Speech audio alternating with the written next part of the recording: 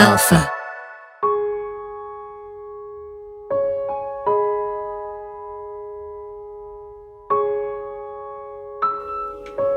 CN5325 is an SD40-2w, GMD serial number A3875.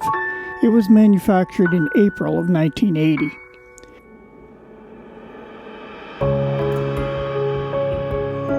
At about 8:30 a.m. on August 11th, 2023, there was a collision between 5325 and a loaded fuel truck at the crossing on Highway 43 in Whitecourt, Alberta. The signals were working at the time, as can be seen in the pictures.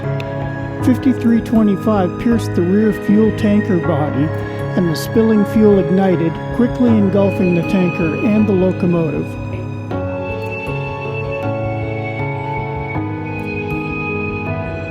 The locomotive engineer sustained minor injuries, and considering the severity of the incident, that's miraculous. The collision happened on Highway 43 near the junction of Highway 32. Whitecourt is 180 kilometers northwest of Edmonton. Given the severity of the damages, it is unlikely that 5325 will be rebuilt, a sad ending to a once proud unit and a dwindling fleet of workhorses.